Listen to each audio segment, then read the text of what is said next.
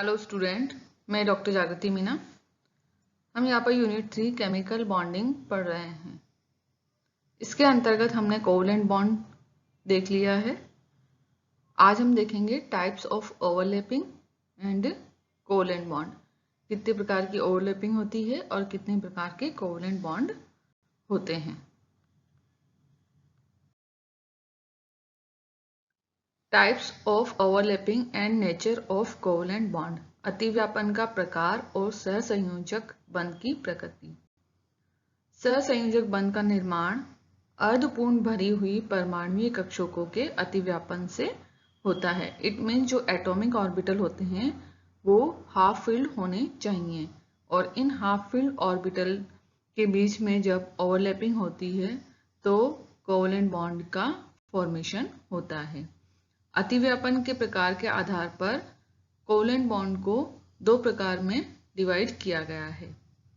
पहला है sigma covalent bond और दूसरा है पाई कोवलेंट बॉन्ड।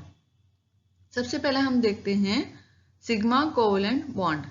ठीक है, अर्धपूर्ण भरी हुई परमाणुीय कक्षकों के अक्षीय अतिव्यापन।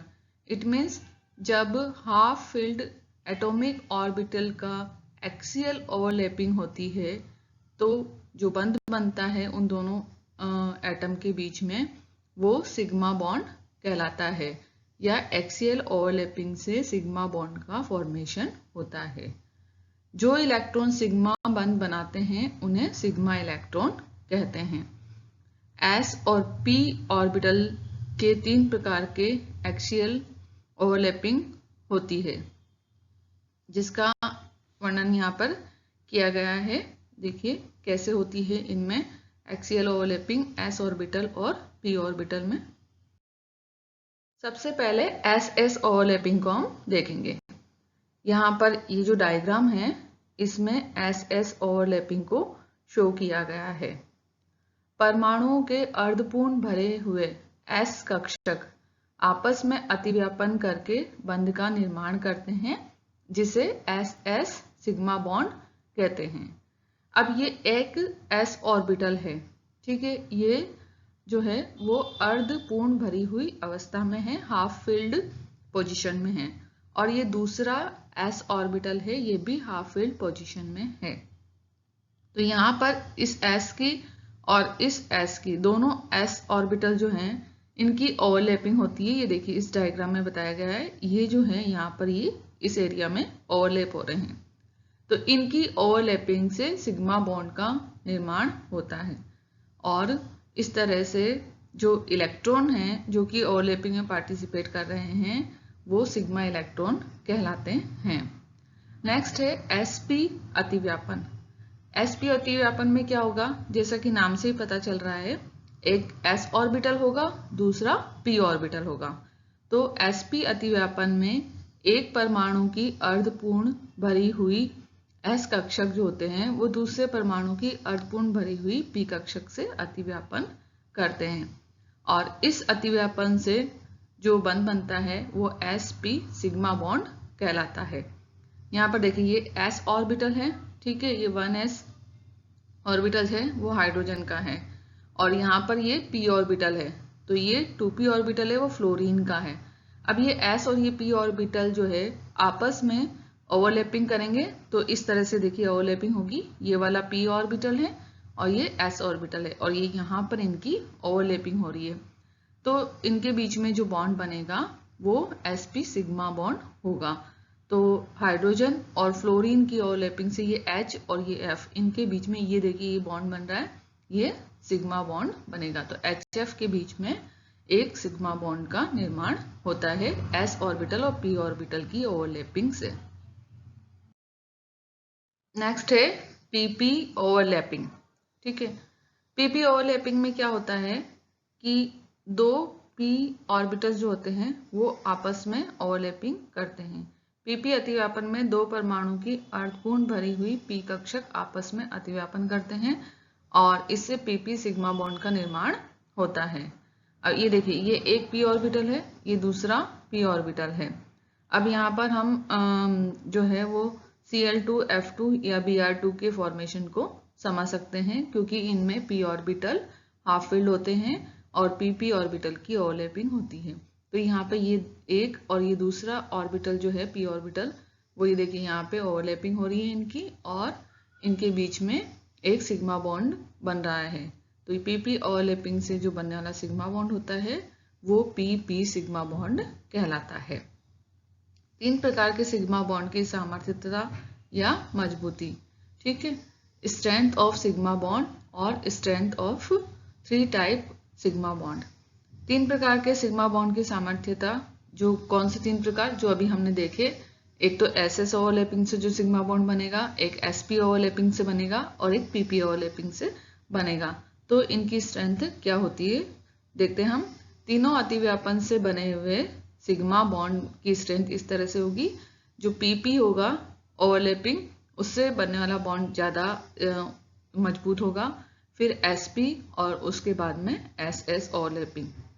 ये सत्यता है कि P कक्षकों में अतिव्यापन ज़्यादा होता है और इसीलिए जो PP ओवरलैपिंग से बॉन्ड बनता है उसकी स्ट्रेंथ ज़्यादा होती है और PS की तुलना में तथा PS में ज़्यादा अतिव्यापन होता है SS की तुलना में। तो हमने जब VBD के पॉइंट्स पढ़े थे तो उसमें देखा था कि जितना ज़्यादा अतिव्यापन होगा उतना ही बॉन्ड स्ट्रॉन्ग होगा।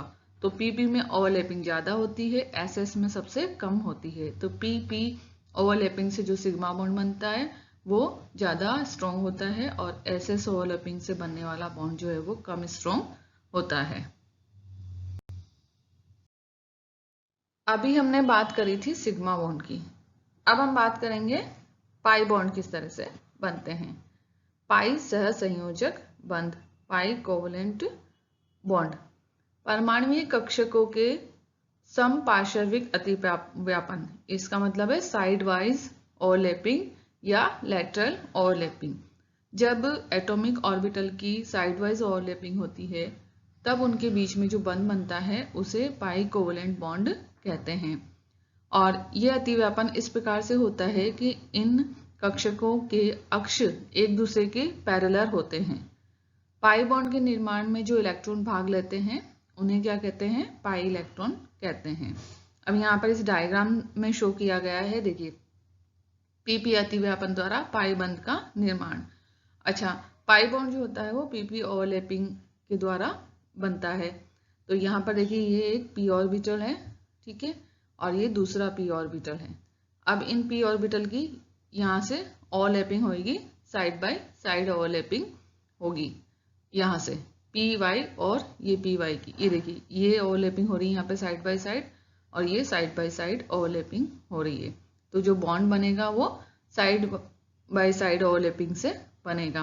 तो इस तरह से यहाँ पर ये पाई बॉन्ड का निर्माण होगा, ये और ये इस तरह से पाई बॉन्ड का निर्माण होता है।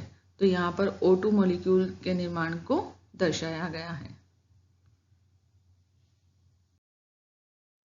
परमाणुीय कक्षकों का अतिव्यापन और अणु का निर्माण, किस तरह से एटॉमिक ऑर्बिटल में ओवरलैपिंग होती है और मॉलिक्यूल का फॉर्मेशन होता है।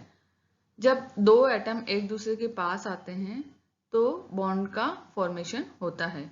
ये तब तक ही संभव है जब उनकी परमाणुीय कक्षक जो होते हैं वो आपस में ओवरलैप करें। अगर ओवरलैप नहीं करेंगे तो बॉन्ड का फॉर्मेशन नहीं होगा। परमाणुीय कक्षकों के बीच में अतिव्यापन धनात्मक, ऋणात्मक या शून्य प्रकार का हो सकता है, जो कि अतिव्यापन में भाग लेने वाले कक्षकों के गुणों पर निर्भर करेगा। तो अब हम ये जो पॉजिटिव ओवरलैपिंग, नेगेटिव ओवरलैपिंग कैसे होती है इसको देखते हैं। फर्स्ट है पॉजिटिव ओवरलैप, धनात्मक अतिव्यापन। धनात्मक अतिव्यापन में समान आवेश वाली जो लोब्स होती हैं वो पार्टिसिपेट करती है और इन लोब्स के बीच में आकर्षण होता है। यहाँ पर देखिए ये पॉजिटिव है और ये नेगेटिव लोब है। तो पॉजिटिव लोब जो है आपस में एक दूसरे को अट्रैक्ट करती है और इनके बीच में ओवरलैपिंग होती है और ओवरलैपिंग होने से बॉन्ड का फॉर्मेशन होता है। तो ये सिग्मा बॉन्ड का फॉर्मेशन बताया गया है, पॉजिटिव ओवरलैपिंग। यहाँ पर देखिए यहाँ ये p ऑर्बिटल है, ये s ऑर्बिटल है। तो s ऑर्बिटल का पॉजिटिव पार्ट और p ऑर्बिटल का पॉजिटिव पार्ट ओवरलैपिंग करेगा और ये जो है वो px ऑर्बिटल है, इसमें भी देखिए ये पॉजिटिव पार्ट है, ये भी पॉजिटिव पार्ट है, तो ये आपस में ओवरलैपिंग करेंगे। और ये जो है वो साइड बाय साइड ओवरलैपिंग है, तो यहाँ पर पाई बॉन्ड का फॉर्मेशन होगा। और ये px और py की ओवरलैपिंग है, ये भी दोनों लॉब्स जो है वो पॉजिटिव है, तो पॉजिटिव लॉब्स जो है वो आपस में ओवरलैपिंग करती है, किसमें, पॉजिटिव ओवरलैपिंग में। ऋणात्मक अतिव्यापन, नेगेटिव ओवरलैपिंग। ऋणात्मक अतिव्यापन में धनात्मक अतिव्यापन के बिल्कुल विपरीत होता है। इसमें क्या होता है कि जो ऋणात्मक अतिव्यापन होता है इसमें विपरीत आवेश वाले लोब्स पार्टिसिपेट करती है और जब इनमें प्रतिकर्षण होता है, ठीक है। यहाँ पर ये देखिए pz और pz की ओवरलैपिंग है, तो इसमें प्लस और माइनस ये जो है आपस में ओवरलैपिंग करेगी। इसी तरह से pz और s की ओवरलैपिंग है, तो यहाँ पे भी माइनस और प्लस ये ओवरलैपिंग करेगी। इसी तरह से px और py की ओवरलैपिंग को शो किया गया है। जीरो अतिव्यापन, परमाणुीय कक्षकों के मध्य किसी प्रकार का जब इंटरेक्शन नहीं होता है तो वहां पर ओवरलैपिंग नहीं होती है, और वो स्टेट जो होती है वो जीरो ओवरलैपिंग कहलाती है। यहाँ पर px और s ऑर्बिटल में किसी तरह की ओवरलैपिंग नहीं हो रही है। इसी तरह से यहाँ px और py में देखिए दोनों दूर दूर हैं, इनमें भी किसी तरह की कोई ओवरलैपिंग नहीं हो रही है, इट मीन्स यहाँ जीरो ओवरलैपिंग है। अतिव्यापन में भाग लेने वाली कक्षकों के इलेक्ट्रॉन का चक्रण विपरीत होना चाहिए, तभी ओवरलैपिंग पॉसिबल है। अगर दोनों इलेक्ट्रॉन जो हैं उनका चक्रण सेम डायरेक्शन में होगा तो फिर ऑर्बिटल के बीच में ओवरलैपिंग नहीं होगी और बॉन्ड का फॉर्मेशन नहीं होगा। सहसंयोजक बंध की सामर्थ्यता अतिव्यापन पर निर्भर करती है। इट मीन्स बॉन्ड कितना मजबूत होगा ये डिपेंड करता है ओवरलैपिंग पे। ओवरलैपिंग जितनी ज्यादा होगी बॉन्ड उतना ही मजबूत होगा, बॉन्ड की स्ट्रेंथ उतनी ही ज्यादा होगी। यदि कक्षकों के मध्य अतिव्यापन ज्यादा होगा तो ज्यादा ऊर्जा निकलेगी और बॉन्ड जो होगा वो ज्यादा स्ट्रॉन्ग होगा। अब यहाँ पर हमने सिग्मा बॉन्ड और पाई बॉन्ड दोनों देख लिए। अब हम देखते हैं कि सिग्मा बॉन्ड और पाई बॉन्ड में क्या अंतर होते हैं। तो इस टेबल में सिग्मा बॉन्ड और पाई बॉन्ड में अंतर दिखाया गया है। इधर सिग्मा बॉन्ड है और इधर पाई बॉन्ड है। तो चलिए देखते हैं सिग्मा बॉन्ड में क्या होता है। परमाणुीय कक्षकों के बीच में कौन सा अतिव्यापन होता है, एक्सियल ओवरलैपिंग होती है, उसके कारण सिग्मा बॉन्ड का फॉर्मेशन होता है। परंतु जब एटॉमिक ऑर्बिटल में साइड वाइज ओवरलैपिंग होगी तो पाई बॉन्ड का निर्माण होगा। तो पहला डिफरेंस तो ये हो गया कि सिग्मा बॉन्ड में एक्सियल ओवरलैपिंग होती है और पाई बॉन्ड में साइड वाइज ओवरलैपिंग होती है एटॉमिक ऑर्बिटल के बीच में। सेकंड है संकृत असंकृत कक्षक सिग्मा बंध बनाते हैं और पाई बॉन्ड में है संकृत कक्षक कभी भी पाई बॉन्ड का फॉर्मेशन नहीं करते हैं। संकृत मतलब हाइब्रिडाइज ऑर्बिटल जो होते हैं वो सिग्मा बॉन्ड का फॉर्मेशन करते हैं और जो हाइब्रिडाइज ऑर्बिटल होते हैं पाई बॉन्ड का फॉर्मेशन नहीं करते हैं। सिग्मा बंध SS, SP और PP कक्षकों के अतिव्यापन से बनता है। पाई बंध के निर्माण में अतिव्यापन में केवल p ऑर्बिटल ही भाग लेते हैं। इसमें s ऑर्बिटल पार्टिसिपेट नहीं करेगा क्योंकि s ऑर्बिटल जो होता है वो स्फेरिकल होता है, तो उसमें आप किसी भी तरह से ओवरलैपिंग कराएं तो ओवरलैपिंग सेम ही होगी, साइड बाय साइड, या हम यूं नहीं कह सकते कि एक्सियल हो रही है या साइड बाय साइड हो रही है। इसलिए पाई बॉन्ड के फॉर्मेशन में केवल p ऑर्बिटल की ओवरलैपिंग होती है, p ऑर्बिटल ही पार्टिसिपेट करते हैं।